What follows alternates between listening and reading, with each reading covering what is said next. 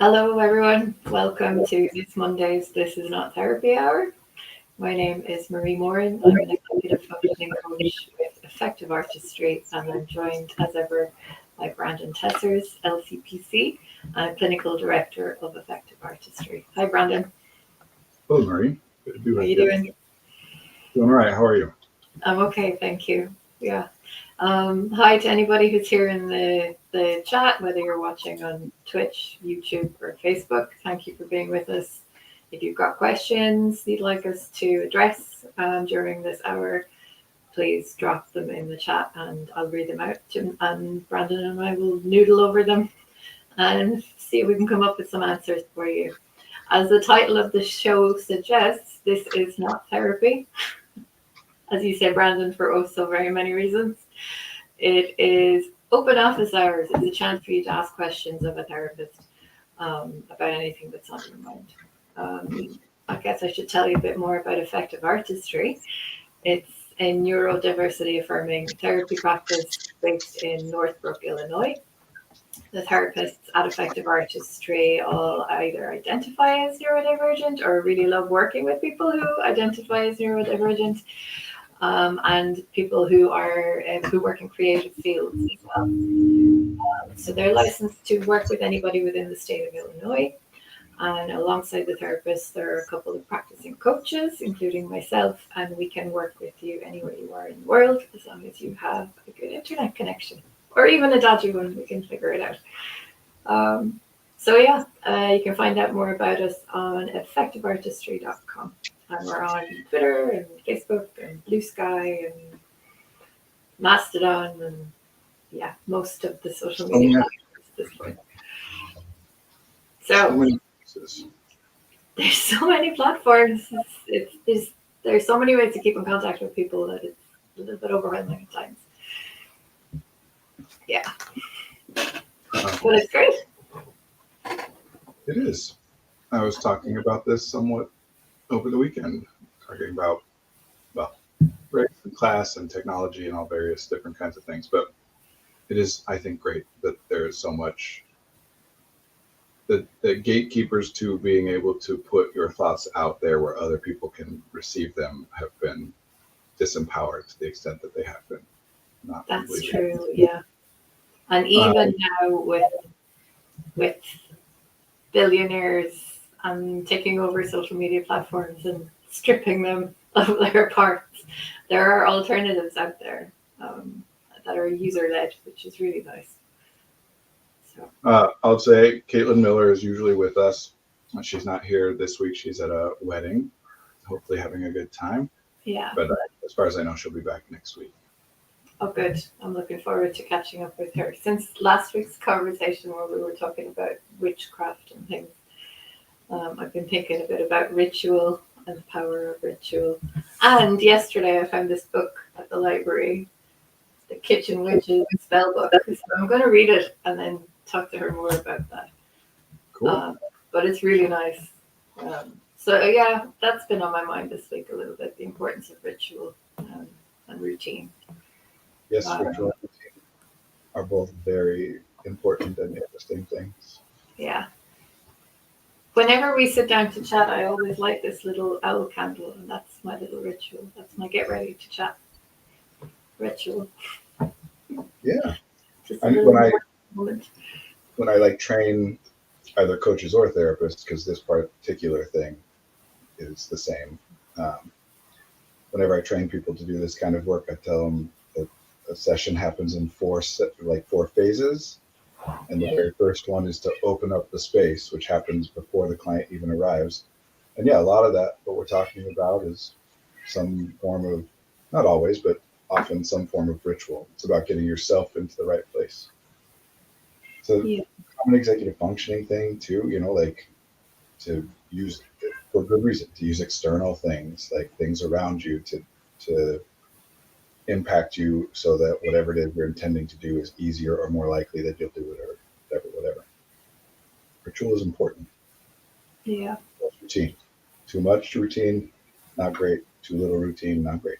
How do you know exactly the right amount? You don't. You just keep fiddling around with it. But, you need to balance that in order to be able to think about new things and adapt and innovate and respond, there has to be other stuff in your day that you're not thinking about.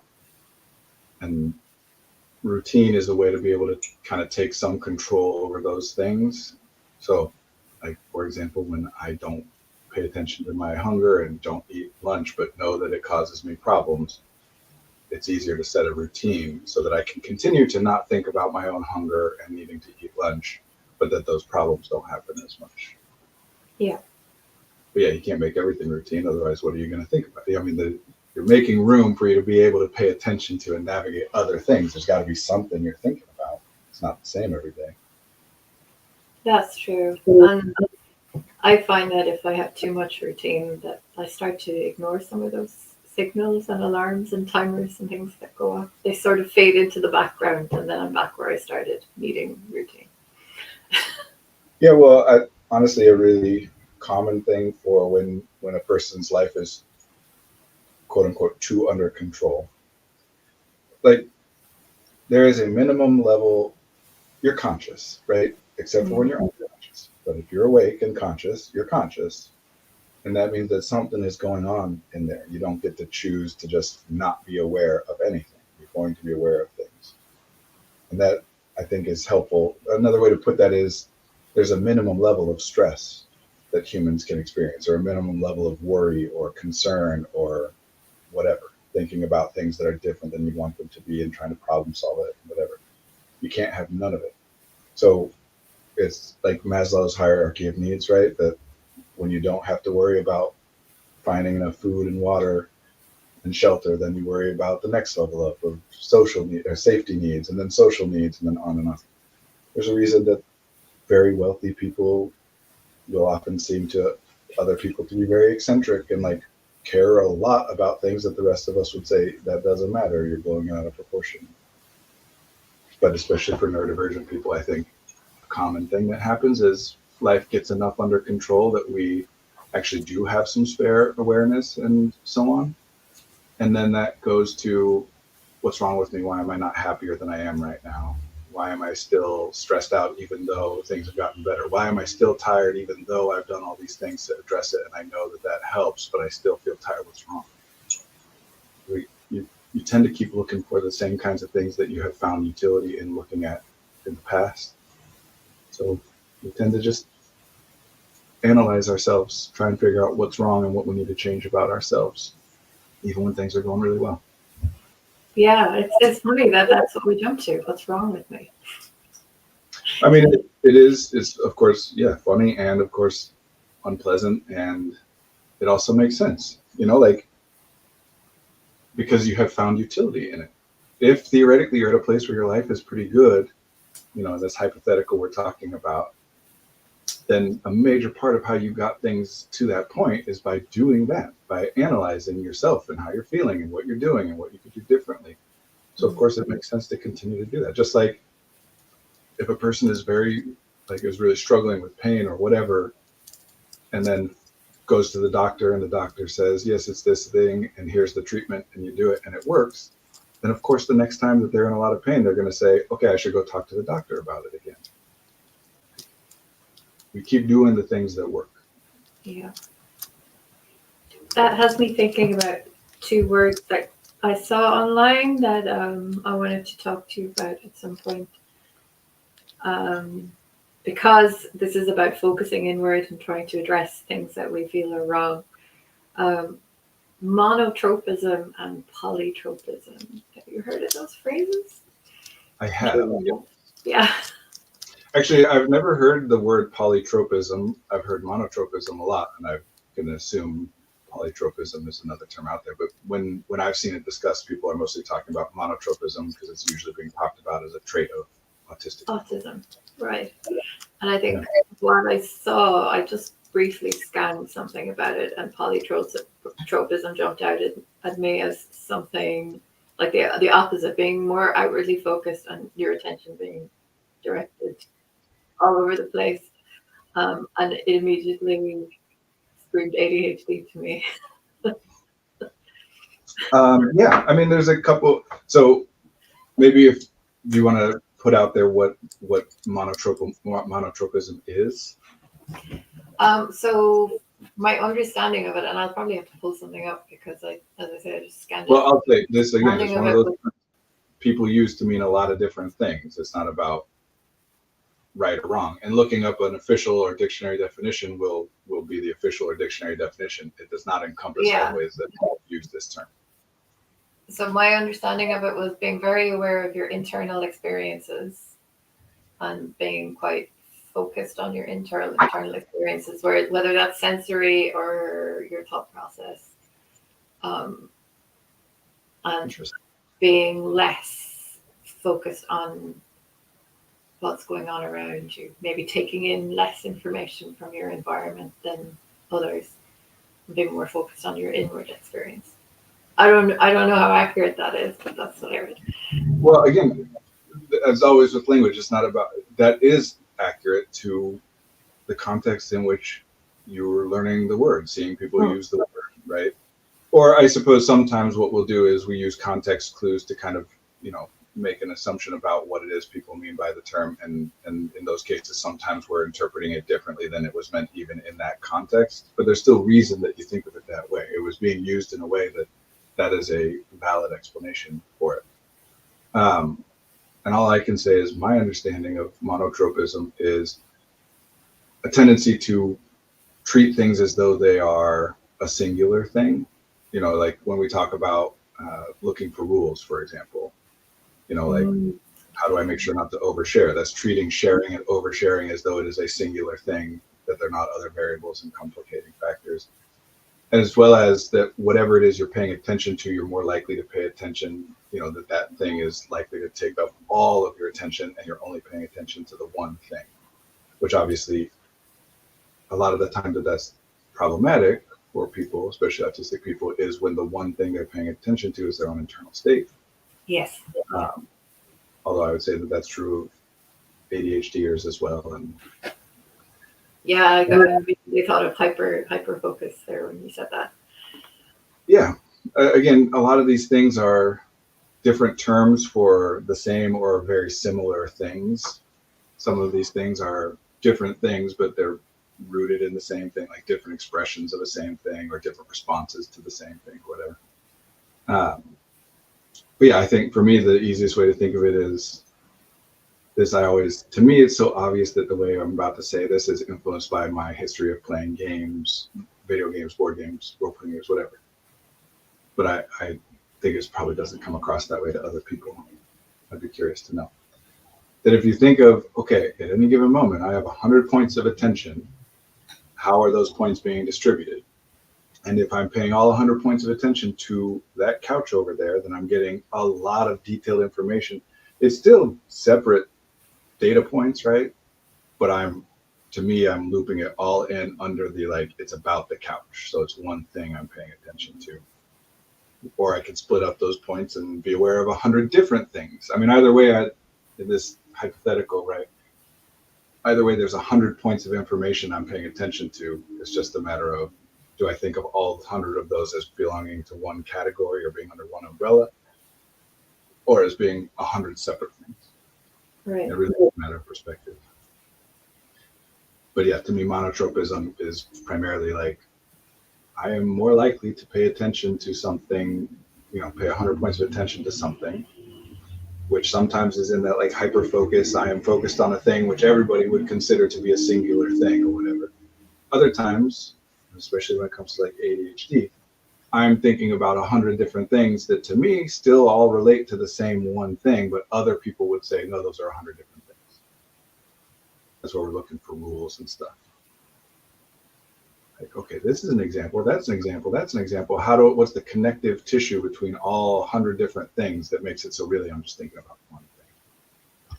It's often used as an explanation for sensitivities, for example, as well, that when you hear that sound, it becomes the only thing you can focus on and everything else gets pushed out.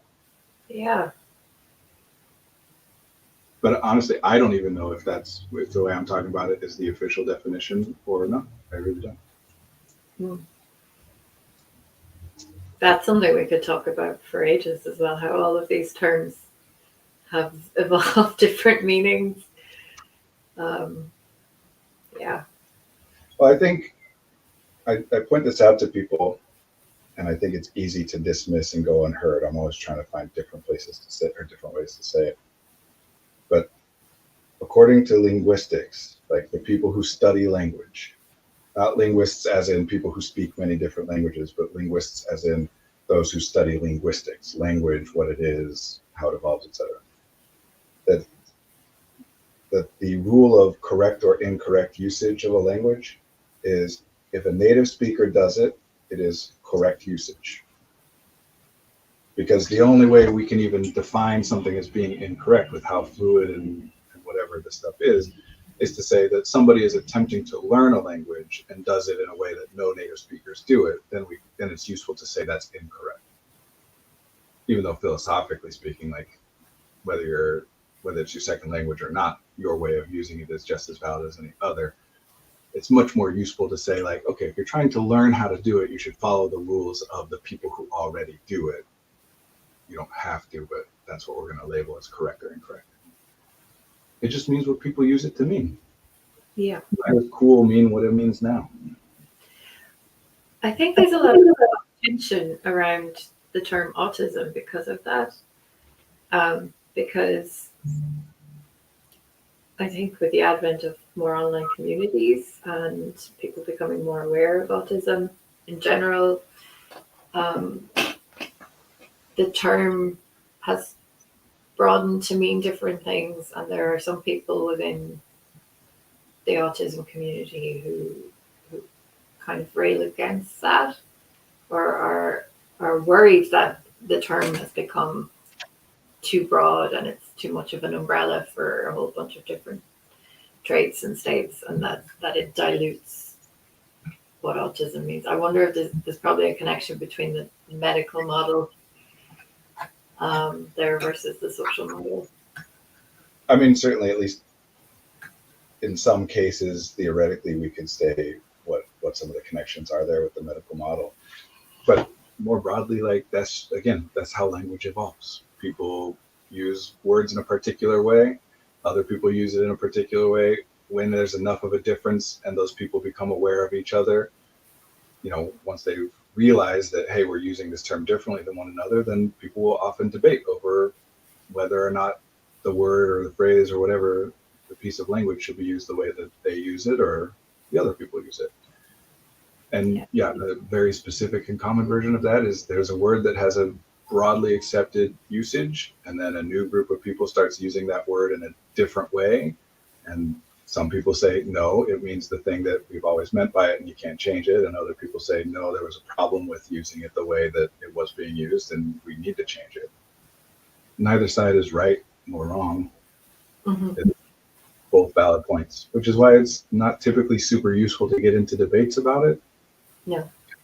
You can't disprove the other person.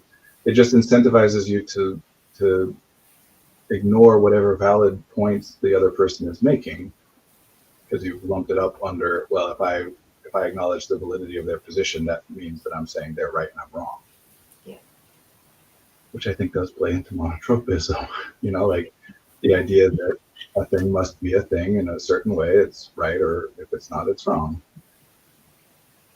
It's a lack of nuance, wanting to be able to categorize things. Again, very common autistic observable things. We want to be able to say, this is categorically this is categorically that. And if you say that this is that, you are categorically wrong, or I am categorically wrong.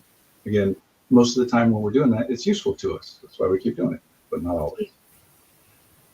Autism, by the way, as a word, people never think about, including me, until someone called my attention to it a few years back, what that word is, like etymologically.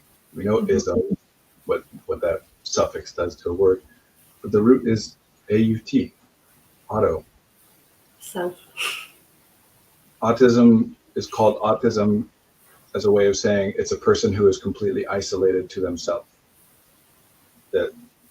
And that's why that usage of monotropism that you're talking about, focusing on their own internal experience, which I think is a way people use it.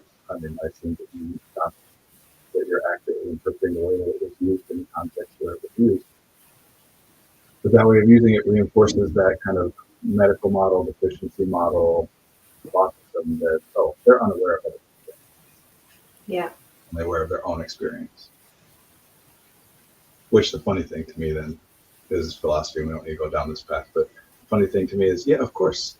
And also, you think anybody else is different? Like, in what way anyone aware of anything which isn't filtered through their own perception? Yeah. Quite literally, your consciousness doesn't hear sounds from sound waves. Sound waves hit the eardrum and then they're translated into electrical signals on the nerves. You, whatever consciousness is, you cannot be aware of anything other than the signals your own body creates. Theoretically, in response to external things, right? Like we assume that it would be pretty difficult to navigate life if we didn't assume that we're perceiving things which actually exist in reality. But this is why I say I have that problem with people calling things narcissistic and whatever. It's everything everybody experiences is obviously filtered through their own biases, perceptions. Like it must be. Yeah. So why are we going to say some people do and some people don't, and the ones who do are the ones that are wrong? Anyway, philosophy. So there is utility in it, but there's a limit to that utility. Yeah. That's why I think that like calling things tools is such a useful metaphor, because a hammer is a useful tool. It allows a person to do things that they couldn't do without the hammer, and or to do things that they theoretically could do without the hammer, but much more efficiently, like a much lower cost for the same or higher value. It's a useful thing. No one is going to claim that a hammer isn't a useful tool for the things for which it is useful. Putting nails into wood or taking them out again or whatever. But then when somebody says, okay, well, now I need to cut this piece of wood in half, and they try and use a hammer to do it, and it goes terribly and it doesn't work at all and causes a lot of problems and probably even injures themselves and ruins the materials and whatever. And then they'll sometimes say, see, a hammer is a broken tool. Nobody should be using a hammer. Now, it's useful for what it is useful for. Yeah. Try to use it for other things, which how would we discover the limits of its utility unless we're trying to use it for something else and realize, oh, nope, it's not useful for this. So sometimes we're going to use it for things that it's not useful for. And we don't need to reject the tool and say it has no utility and get rid of it out of our toolbox. Because then all that means is the next time we need a hammer and a nail, we're trying to do it with the flat of a saw. Like, you collect tools, you use them for what they're useful for. Sometimes a new tool is more efficient or beneficial or whatever at everything that an old tool was. It's just straight up an advantageous replacement. And yes, in those cases, you can throw away the old tool. But the vast majority of the time, no. Each tool is the best suited for some specific thing, or it wouldn't have been invented. Or it wouldn't have, if it had been invented, it wouldn't become widespread enough for you to become aware of it, right? Like by the time you or I hear of a word, it's a word that people have been using for something that, for whatever reason, that word is more useful than whatever other words they could have theoretically used in the past. Yeah. So yeah, trying to get rid of this stuff, trying to say people are right or wrong in the way. There's absolutely validity to the idea that different people who, even if we say we can accurately label these different people as all being autistic, have very different experiences. And some of those are even pretty broad and categorical. They're, I'm getting off into any like widely held belief, even when it is problematic, and even when there are obviously things about it which are invalid and harmful and whatever. If it's widely held, it's at least an attempt to address some valid concern. Right. Even when the belief itself doesn't actually address the concern, it wouldn't become widespread if people didn't at least think or feel as though it addresses the concern. And when you treat a belief because it is problematic or even inaccurate or whatever, when you treat it as though that means that there's no validity to the people who hold it, like that their concerns are invalid, then you just end up, even if you're right or whatever, you just end up in arguments with people, and it prevents progress for everybody, because now you can't acknowledge the limitations of your own belief for fear of the people that you are arguing against saying, see, even you acknowledge that your belief has limitations. Anyway, I'm being very vague because I don't want to take anything away from anybody or whatever, but yes, this is a big part of like the debates online about neurodiversity and medical model and person first or identity first language, or is it okay to call something ADHD or not, or time blindness or time agnosia, or these are valuable conversations to have. There's not a way to say what is the correct answer or incorrect answer, because language, it's always going to come down to at some point a matter of opinion. And I have my own. I don't want to make it sound like I don't have opinions on which are better uses and whatever. I do, but I have to acknowledge that other people have their own too, and they're without.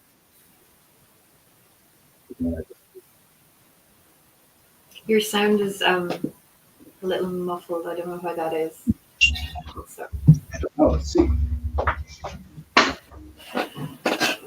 Like, I mean, my take on the term ADHD, it's not a unique take, is that it's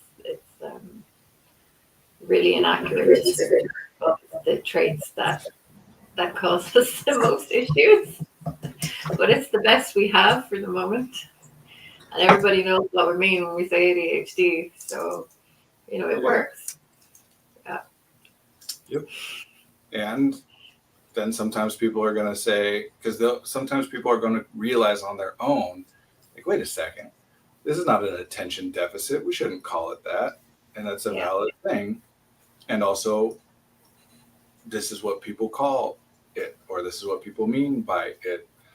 And would it be better if we all use different term? I might agree.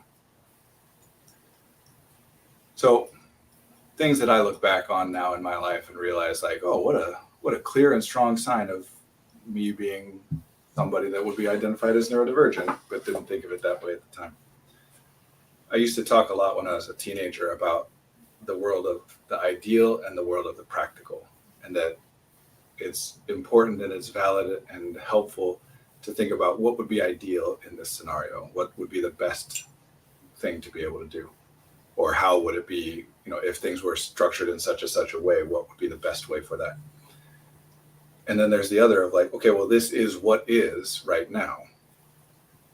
And that if you focus on one or the other and ignore the opposite, if you focus on figuring out what would be the best way, the optimal, ideal thing, and don't pay a lot of attention to what is, you don't end up making any changes. You just, are very unhappy with how things are, which is valid.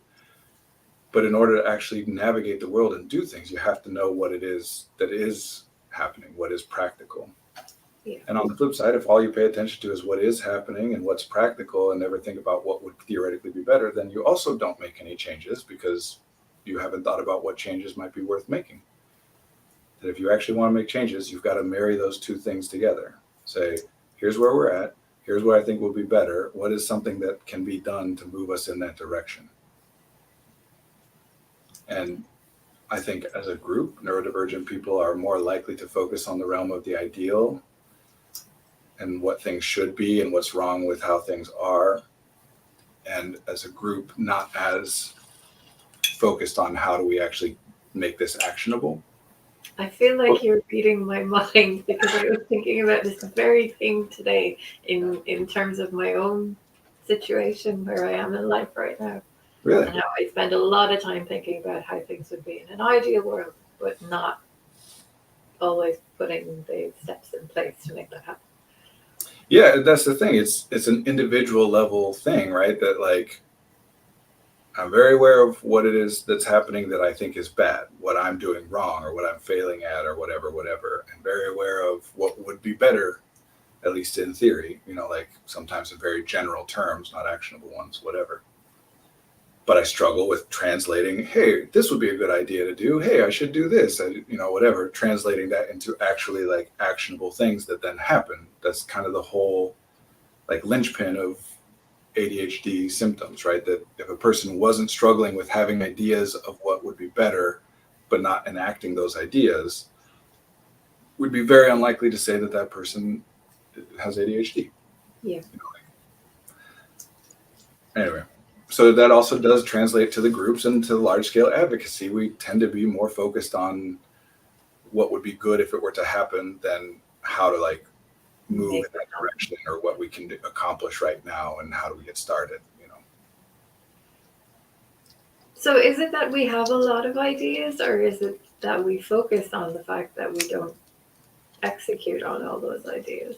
Like, Well, how do we know that we have more ideas than anybody who doesn't identify as neurodivergent? we don't. We don't know. What we do know is that when you're experiencing distress about the fact that I have all these things that I should be doing and I'm not doing them, we know that the sources of distress is the gap between how much you're thinking about, like how many ideas you're thinking you need to do or should do, and how many you think you're actually doing. If you think you're doing 1 out of 10 of those things, you're probably most likely going to feel like, oh man, I am not accomplishing much. And if you're doing 90 out of 100 of those things, then you're probably going to feel like I'm killing it. This is great. Yeah. Now, so the ratio, the proportion is what matters. And yes, it could be that I accomplish 100 things in a day, which is the average number of things that a person accomplishes, but I have 1,000 ideas and the average person has 200. So I end up feeling significantly worse than other people about my ability to accomplish things. And of course, it could also be, no, everybody has 100 ideas and most people do 90 of them and I'm doing 10. And that's why I feel, or any like combination between, we don't know. Yeah. But more importantly, it's such a neurodivergent thing to wonder about that. Yeah, right. Because why does it matter? Like, why does it matter if I have more ideas but accomplish about the same as other people? Or if I have about the same amount of ideas but accomplish less of it than other people? Why does the comparison to the other people part matter? Mm-hmm. This is where social sensitivity comes in again. Right. It would only theoretically be useful if I came to the conclusion that, I think it's that I'm accomplishing fewer ideas but having the same amount. So therefore, I should try and figure out how other people accomplish more in a day. I'm trying to get how much I do to go up. And if I think it's the other way, I would want to try and figure out how do other people either have fewer ideas than me, which I've never once had a client who didn't say at some point some version of, I wish I was normal, I wish I was dumber, I wish I was oblivious, whatever. We try that. Mm-hmm. Or how does everybody else not feel as bad about the fact that they're not accomplishing as much of the ideas as, like if it's similar proportion, why do I feel so bad about it? Yeah. So either way, it guides what you're looking for from other people to try and learn from them, which is great. It's useful. But again, neurodivergent people, we tend to end up with this idea that there's a way to figure it out correctly. Which of those two things it is? How would you even in theory figure that out? Like, how are you going to measure the amount of ideas that a person has, or how many things a person accomplishes, without dealing with the fact that I could say pouring cereal into the bowl and then setting the box of cereal down are two different things. Mm-hmm. Or I could say that I made breakfast and that's one thing. It's... Yeah. So it's much more useful to just act as though it's a certain way. Which again, goes right back to what we're talking about. You can think about things, and it's useful to think about things. At a certain point, you hit a threshold at which continuing to think about the thing is not going to be much more valuable. And you need to just get more information, often by testing something and seeing how it goes. And neurodivergent people, by and large, we tend to blow right past that point. Yes, I was just thinking that. No, I want to skip to the end. What's that? I want to skip to the end. Don't make me do the data collection bit.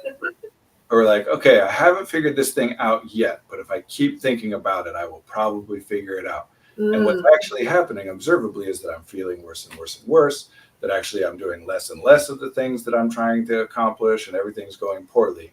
But I'm still focused on, I got to just figure this out by thinking about it instead of just trying, because I'm not going to try it until I have figured out what will work. So here's a useful framework for me, something I share with people. Thinking, like cognition, what happens in your head, it's just a less efficient version of talking to other people, communicating with people. Whatever you can accomplish this way is something you could have also accomplished by communicating with other people. Obviously, there are advantages to doing it this way sometimes, but in terms of like, there are many times where communicating with others will help and this doesn't. And there's not really theoretically, that's not true in reverse, that there's something you can accomplish only this way, but not by having community. In large part because when you're thinking, you're really just communicating with your mental models of other people. What would they think? What would normal people do? What would so on, right? Yeah. Anyway, here's what happens in cognition. I like to think of it like the holodeck from Star Trek, which if anybody is not aware of, it's this big empty room, but you program it to do something and then it makes it into the reality of, like you can say you want to go skydiving and all of a sudden everything around you looks and feels as though you're skydiving, even though you're still safe in that room. The benefit of cognition is that we can test things out without risking any physical harm. If I think, what if I try this? Oh no, I would die. I don't actually in reality physically die. So it's very useful to be able to try things out there. But what that means is this is for figuring out what won't work. Mm. You cannot ever figure out what will work 100%, because all you can do at the best is to say, what about this? Oh no, that wouldn't work because, and I have a definitive thought or reason to point to. That wouldn't work because, and I have something to point to. What about this? I don't see any reason why that wouldn't work. Does it mean that it will work? No, because there are all kinds of things I'm not aware of or that I think are irrelevant that later on it turns out, oh, yep, now I know for next time to think about this thing won't work. But until I experience that, the best you can get to is just, I don't see any reason this wouldn't work. You can't get to this will work.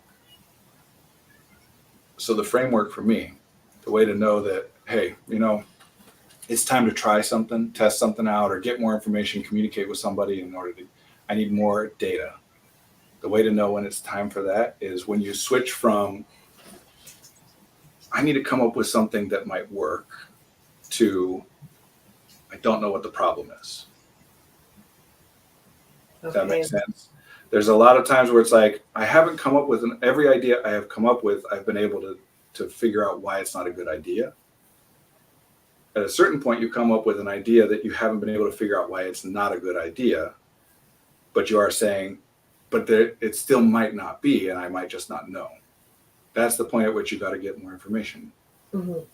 If you can't figure out in your head that it's a bad idea, then you're not going to figure out in your head whether or not it's a bad idea unless you decide. Yeah. This is why the longer we think, we end up getting stuck on the most negative things, the scariest things, whatever. Because if we get to that point, which by the way happens the vast majority of the time, we get to that point and then we just do the thing and it works. In the rare instances in which we get to that point, but we don't try something, where we want to be more careful, it's because whatever the risk of failure on that thing is terrifying. If it was very low stakes, we would have tried it. So yeah, the stuff that we end up thinking about the most is the stuff that is the scariest or the worst theoretically if it doesn't go well. What if everybody hates me? What if I die? What if I am rejected and banished to the wilderness? It's the stuff that matters the most to us. Yeah, the stuff that we're most afraid of, the negative consequences of failure. Yeah. And again, hard to address that because it's rational. When the stakes are high, yeah, you should probably be more careful. Mm-hmm. Which there's the key there is, this is the holodeck, right? Communicating with people is how you get more information into those holodeck programs. If I'm considering something where the penalty for failure is that I will die.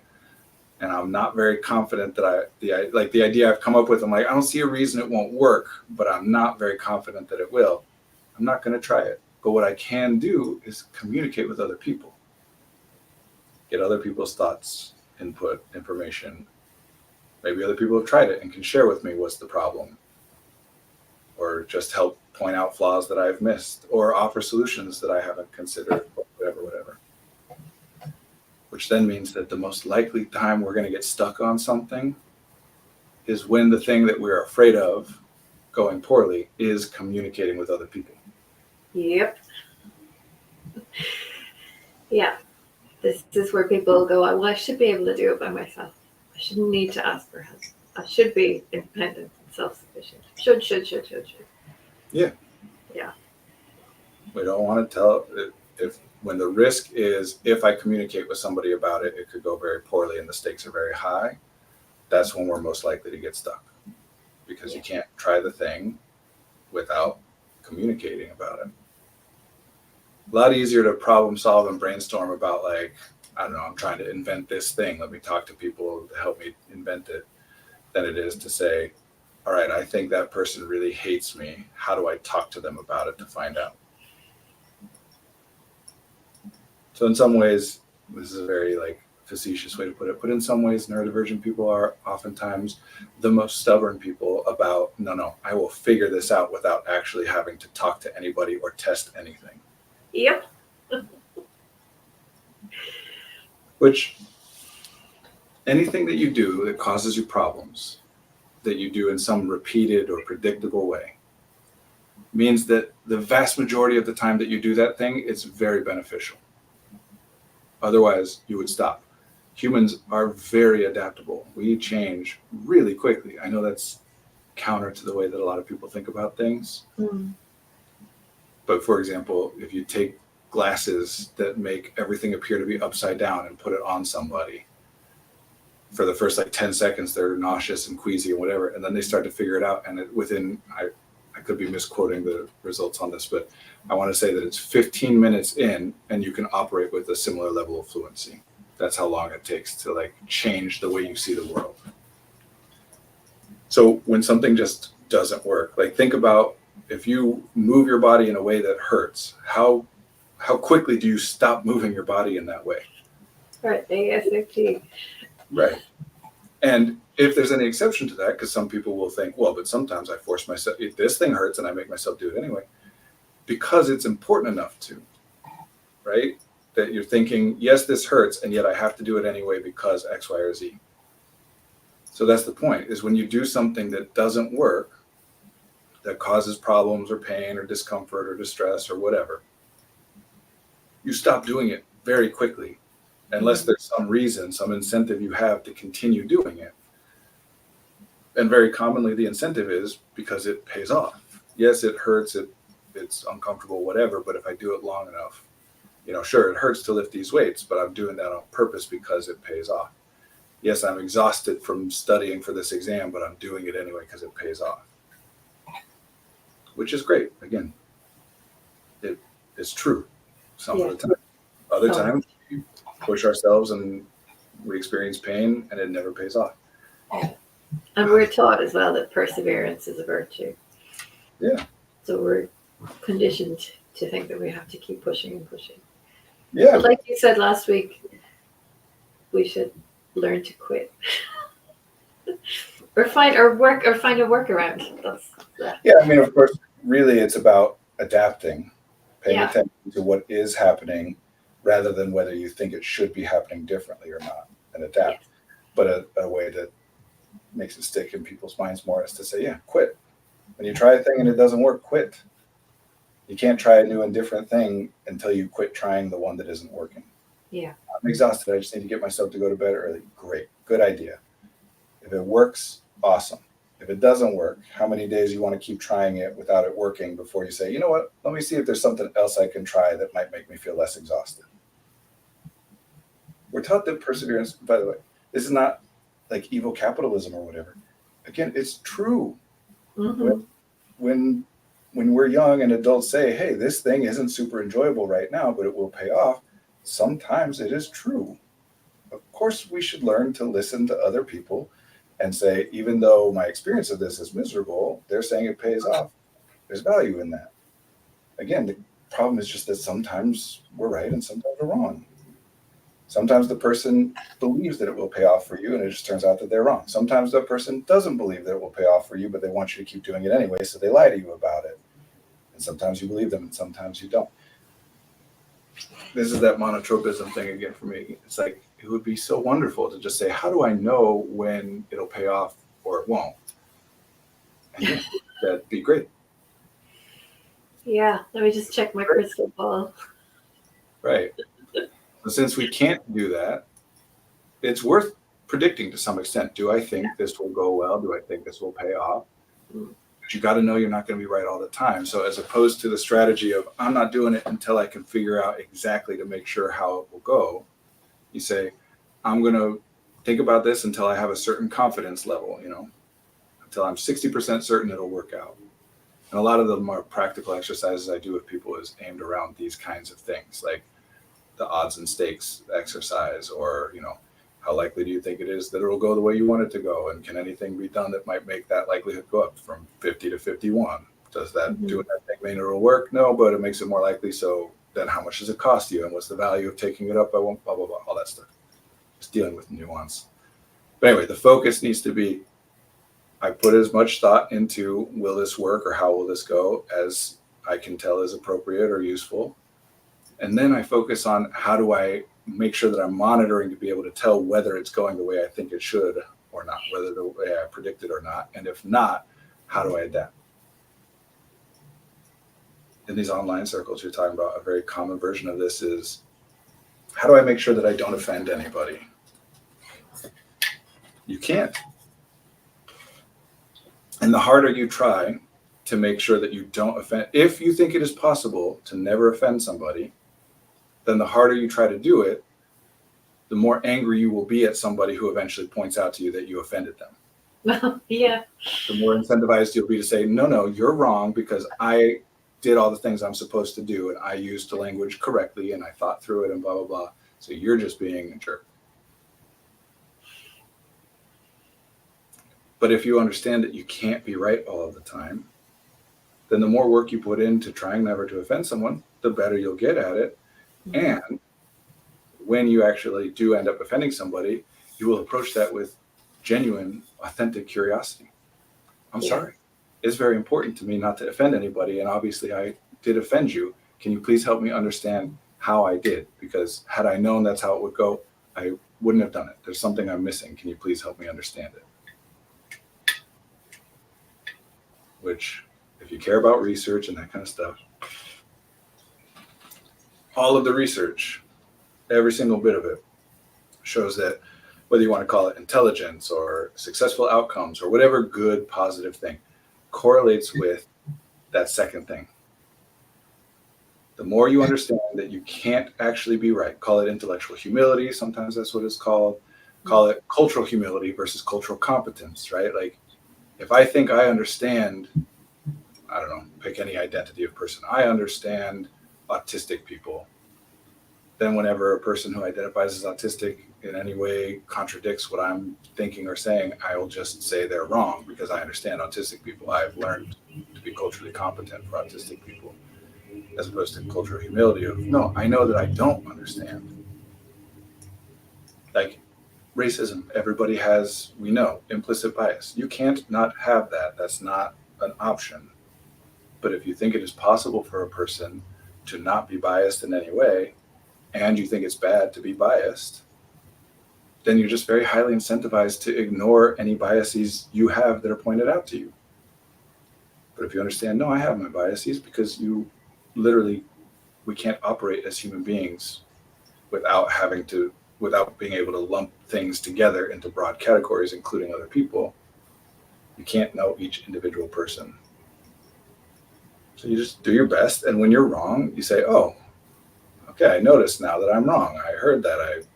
I took in that feedback. I learned the new thing, and I make a change. And being open like that opens up more of the world to you. Yeah. Yeah. in the big 5 personality factors thing, which I have my issues with the idea of personality, just the whole thing. But the big 5 factor personality model is kind of the most, I don't know, widely viewed positively way of looking at that stuff over the past, I don't know, decade or so. And of the 5, one is openness to new experience. So a lot of the research I'm talking about is about that, correlating openness to new experiences with basically everything. How people viewing you positively, right? Like there's research that shows that people view other people more positively when they read that other person as having intellectual humility. That when you say, I know everything, people don't like you as much as when you say, I don't know everything. Seems like a pretty self-evident conclusion. And yet all of us walk around being like, oh, I can't reveal to them that I don't know because then they won't like me. Yeah, that's true. We're all afraid of appearing less than. But we're all afraid of appearing less than. Yeah. That's why I keep trying to get everybody to understand that it isn't. That to me is what neurodiversity is. That this is not a competition. Mm-hmm. Yes, I am demonstrably taller than most people. That doesn't mean I'm more valuable. Yeah.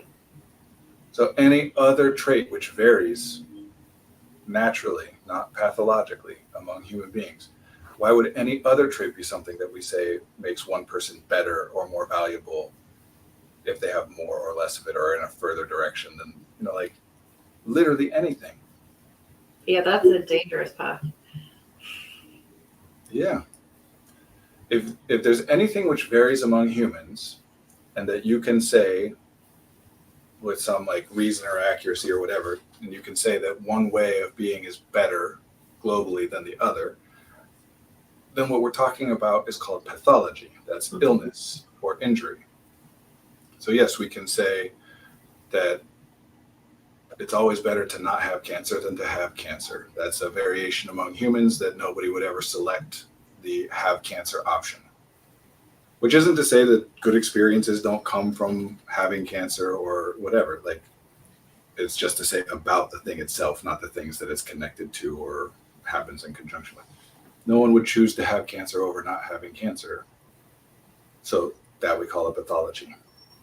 And the problem with the medical model is that got applied to certain things, like, for example, being autistic, that people would effectively, the argument that people are making when they're saying that autism is pathological, that it's a medical disease or whatever, the argument that they're making is no one would ever choose to be that way versus the other way. No one would ever choose it. Not there are downsides to it, because I can acknowledge that there are downsides to it and still choose it, prefer it, whatever. So it's not that it's saying, we're not trying to erase that there are downsides or disabilities or whatever. It's just if you're calling it pathological, you're saying it is in no way preferable to the alternative. That's not how a person is meant to be. But if you ask an autistic person if they would prefer not to be autistic, you're asking them they would like to be somebody other than who they are. Yeah. So it is different in that way from, say, asking someone who is diagnosed with major depressive disorder, because in most cases people would say, yeah, no, I would rather not have the things which qualify me as, clinically diagnosed as having this disorder. I would rather not have it. But when you ask an autistic person or an ADHD person, would you rather not have any of these things? Well, that's complicated.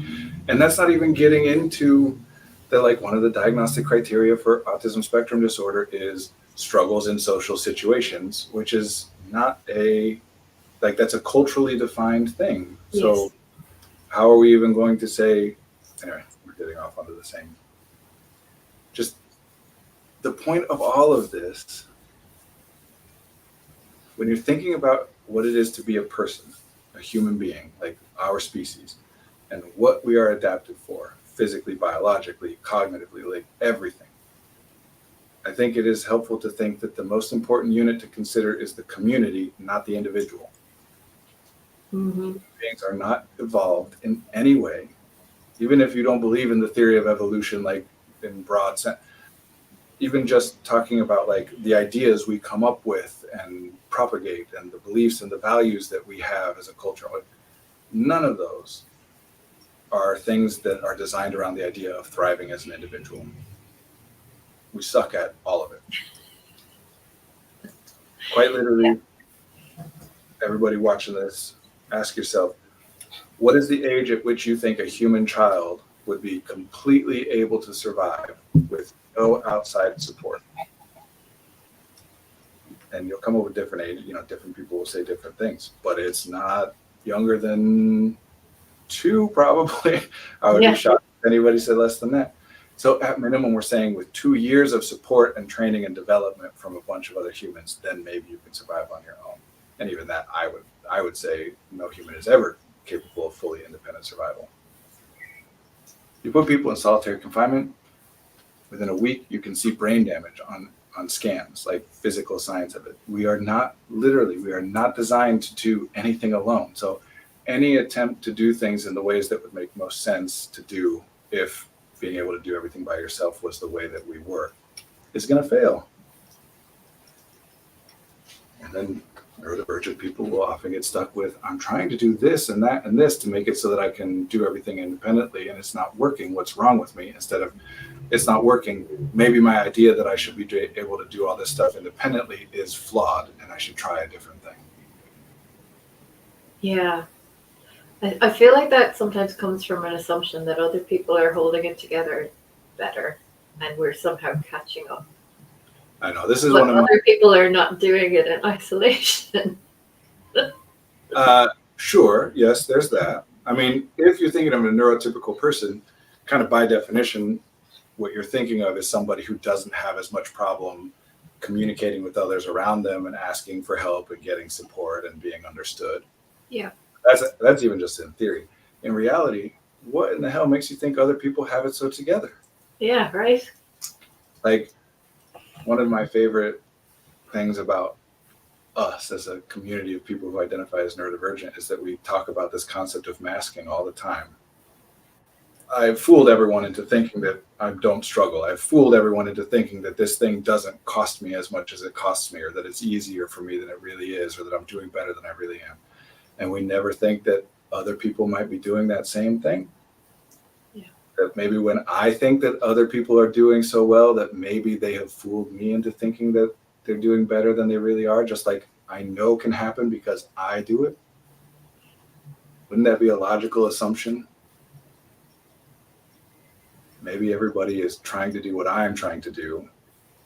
We're all products of the same culture, and we're all trying to give everybody else the impression that we are fine and that we accomplish everything by ourselves and that we never struggle or need help from anybody, or that in the cases in which we do need help are cases in which it is justified and people should be giving it to us. Or maybe we're all just thinking some version, which is not to erase differences. People are different. Yeah. But the phrase "fake it till you make it" comes to mind. Right. Do we have to say that that particular thing is definitely one of the differences, or could it be that in that way people are more or less different intensities and specific, experiences and impacts and etc. But the idea that we are all generally in our culture trying to give an impression to others that we are doing better than we maybe really are. Mm. Couldn't that be a universal thing without taking away the fact that some people are different in other ways? Yeah. And if that's the case, again, just logically, if just for a moment, hypothetically, you explore the idea, what if everybody is struggling more than I think they are? Then how would that change the things that you're evaluating and the things that you're attempting? Like, if you let go of this assumption that not only do other people accomplish the things that you are failing to accomplish, but that most people do, and that they do it without even having to try very hard at it, it just happens. If you let go of that idea that everybody else accomplishes this stuff that I'm struggling with so easily, that would change pretty significantly the things that you're thinking about doing, the way you evaluate yourself, and the strategies you come up with and attempt to execute. For one, it would incentivize communicating with other people a lot more. And hey, coincidentally, as somebody who communicates a lot with a lot of people, very authentic and vulnerable ways, not just as a therapist, but certainly that's a big part of it, but my whole life. Where do you think I'm getting all this information that I'm sharing with everybody right now of everybody attempts to give a better impression of what they're experiencing broadly, not in every specific circumstance, than is true. Everybody would rather not need other people's help. I know that because I've talked to enough people Yeah, right. to find out that that's the case. And when we discover that and explore that, it is almost always helpful. Again, hypothetically, just for a moment, pretend that's true and try and solve the problem you're solving from that lens, that maybe what you're trying to accomplish is impossible for everyone, not easy for most people and difficult for you. How would that change? What new ideas would you come up with? And then test one of those ideas and see how that goes. Because if you are thinking the thing that I keep failing to accomplish is easy for everybody else, then I can say, by definition, the things you've been trying have not been working, or you wouldn't continue to think that you are struggling and failing to do this thing, right? So try for a moment, try something else that is something that you would try if it was theoretically impossible to accomplish what you're trying, but that there might be other ways to make it better or get closer or whatever. Try that and see how it goes. Most of the time you'll find, I think, that it works better. I think that's a really nice point to end on. We're at time. So Yeah. Thank you. This has been really fun, as always. And if you joined us, thank you for watching along. If you've got any questions, you'll find us all over social media at Effective Artistry. Feel free to drop us a line anytime. Thank you. Thanks, everybody. Thank you, Marie. All right. See you next week. Yeah. See you next week.